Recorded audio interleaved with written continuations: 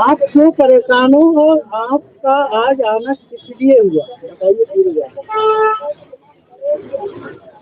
मेरे देवर कलीमुर रहमान ने 9 सितंबर की रात मेरे देवर कलीमुर रहमान ने मेरे साथ बलात्कार किया, जिसकी शिकायत, और मुझे डराया धमकाया कि किसी से ये बात नहीं कहना है।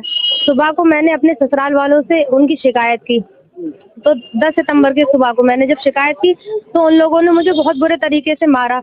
मारने में मेरे ससुर थे कारी अब्दुल रहमान, और मेरी सास थी मसरूफन, मेरी नंद थी जकिया, और मेरे पति गुलाम जीलानी। ये चारों लोग थे, इन्होंने मुझे बहुत बुरे तरीके से मारा था। मेरे सर पर और घसीट कर मुझे कान में भी पता नहीं कैसे मारा कि कान का बहुत दर्द है, अब भी सर में भी बहुत दर्द है। और मारने के बाद मुझे घर से निकाल दिया बच्चे के साथ। आपका मायका कहाँ है? सैदपुर उमरिया, सैदपुर खजुरिया, थाना कैंट। थाना कैंट। और शादी किस जगह हुई थी? प्रतापपुर चौधरी, इज्जत नगर। आपके पति है, उनका क्या नाम है? गुलाम जीलानी। गुलाम जीलानी जी। सास ससुर हैं आपके? जी। एक ननद है, पूरा बताइए उनके। हाँ, सास ससुर भी हैं। सास है और सास मसरूफन, और ससुर अब्दुल रहमान, कारी अब्दुल रहमान। जेठ 2 हैं, वो बाहर रहते हैं। हाँ। और देवर? एक देवर है कलीमुर रहमान।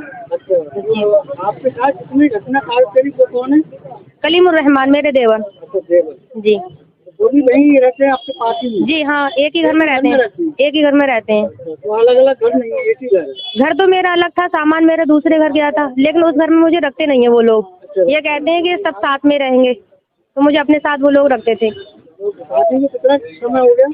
11 अगस्त 2024 में शादी हुई थी मेरी। अच्छा, अब आपका एक बच्चा है? जी, बच्चे की पैदाइश भी मायके में हुई थी।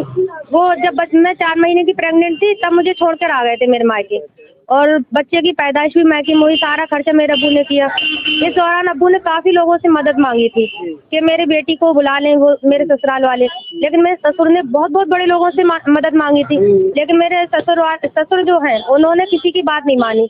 उनके भी मिलने वाले लोगों से शिकायत की थी मेरे अब्बू ने, लेकिन उन्होंने किसी की भी शिकायत नहीं मानी, और नहीं मानी तो फिर बच्चे की पैदाइश भी मायके में हो गई। मेरे अब्बू ने सारा खर्चा किया। फिर बच्चा 1.25 महीने का हुआ तब मैं उस बच्चे को लेकर अपने घर बनाने के लिए ससुराल चली गई। मैंने सोचा कि मेरा घर बन जाएगा। वहाँ मैं 25 दिन रुकी। 25 दिन में उन लोगों ने मेरे साथ इतने जुल्म सितम किए कि मैं बता नहीं सकती। मेरे पास मेरा पति नहीं आते थे, मैं अलग लेटती थी अलग कमरे में, और मेरे पति अलग लेटते थे, और मुझसे ना बोलते थे, बातचीत बिल्कुल भी नहीं करते। मैं उनसे बोलती भी थी, उनका रास्ता पकड़ती या हाथ वगैरह पकड़ लेती थी, फिर वो छुड़ा के चले जाते थे। और घर वाले मुझ पर बहुत कड़ी नज़र रखते थे कि ये बोल ना दें, लड़का उनका मुझसे बोल ना दे, मेरा पति। शादी भी सब राजी वाजी से हुई होगी? जी। अच्छा, शादी तो तुम्हारे परिवार में राजी वाजी ऐसी क्या आफत हुई उनके आपसे ये करनी है? उनकी मांग पूरी नहीं कर पा रहे थे मेरे घर वाले। उनकी मांग थी कि वो एक कार, मेरे अब्बू ने 30 लाख की शादी की थी अपनी हैसियत के मुताबिक। जितना उनकी हैसियत थी उतना उन्होंने खर्च किया, लेकिन मेरे ससुराल वालों की डिमांड बढ़ती चली जा रही थी कि एक कार लेकर आओ, 5 लाख रुपए लेकर आओ, और 200 गज का हाईवे पर प्लाट दिलवाओ। मैंने ये कहा भी था कि मेरे अब्बू आप कुछ नहीं कर पाएंगे।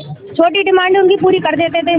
जैसे उन्होंने कहा था कि अजमेर तुम्हारे अब्बू लेकर जाएंगे, तो मेरे अब्बू अजमेर भी लेकर गए, फिर दिल्ली भी उन्हें लेकर गए, जयपुर भी लेकर गए। उनका फ़ोन चोर गया तो उन्हें फ़ोन भी दिलवाया, लेकिन फिर उसके बाद उनकी डिमांडें बढ़ती चली गई। उन्होंने कहा कि आप तुम्हारे अब्बू उम्रा कराएंगे, तो मैंने मना कर दी, मेरे अब्बू अब कुछ नहीं कर पाएंगे। मेरी बहनें और भी हैं, 3 बहनें और हैं, उनकी भी शादी करना है। तो इसी बात को मुझे मारा पीटा था, और मेरा जो सामान वगैरह था वो छीन कर मुझे मायके छोड़ आए थे ये। फिर 4 महीने की जब मैं प्रेग्नेंट थी तो तब छोड़ के आए थे मुझे। मायके में जब आप थी, मायके के बाद जब ससुराल गई तो क्या रहा? यहाँ से मैं 6 महीने मायके में रुकी। 4 महीने का जब बच्चा मेरे पेट में था तब मैं मायके मुझे ये छोड़े आए थे। फिर छोड़ने के बाद फिर बच्चे की पैदाइश हो गई, 7 महीने का बच्चा हुआ तो मैं उसे लेकर चली गई। वहाँ मैं 25 दिन रुकी थी। 25 दिन रुकने में मेरे साथ वो बहुत जुल्म सितम किया। मेरे पति को मेरे पास नहीं आने दिया। मेरे पति को कह दिया कि अगर ये इसके पास आएंगे तो उन्हें घर से भी भगा दिया, मेरे घर से, मेरे ससुराल वालों ने। और ना मुझसे बातचीत करते थे, पूरा घर मुझ पर बहुत कड़ी नज़र रखता था, और बहुत नज़र रखते थे कि बोले ना मुझसे। अगर कहीं चले जाते थे, घर से बाहर भाग गए थे वो कुछ दिन के लिए, तो मैंने फ़ोन वगैरह भी लगाया तब भी नहीं उठाते थे। खाना वगैरह भी छुपा कर रख देते थे वो लोग। बहुत जुल्म सितम किया। और मेरे देवर जो कलीमुर रहमान है, उनकी मुझ पर शुरू से ही गंदी नजर थी। 9 सितंबर की रात उन्होंने मौका पाकर मेरे साथ बलात्कार किया फिर इसकी सूचना अपने नजदीकी और उन्होंने मुझे डराया धमकाया भी था। ये कहा कि किसी से ये बात नहीं कहना है, अगर तुमने ये किसी से कही तो हम तुम्हें मार देंगे या जान से मार देंगे, गला दबाने लगे थे। तो मैंने हिम्मत जुटा के, जब वो घर में नहीं थे, तब मैंने 10 तारीख को अपने ससुराल वालों से उनकी शिकायत की। जब शिकायत की अपने ससुराल वालों से शिकायत की थी। हाँ, ससुराल वालों से शिकायत की तो शिकायत करने पर उन लोगों ने मुझे बहुत बुरे तरीके से मारा। ससुर थे और नंद थी, सास थी और मेरे पति थे।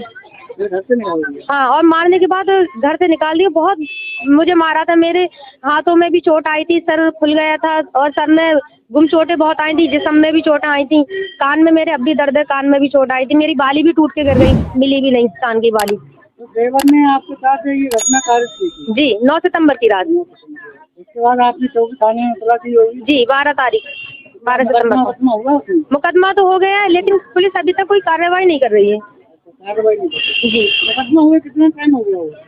12 सितंबर को किया था मुकदमा, लगभग 25-26 दिन हो गए। आपने कोई कार्रवाई नहीं? अब आप क्या चाहती हैं? इंसाफ चाहती हूँ।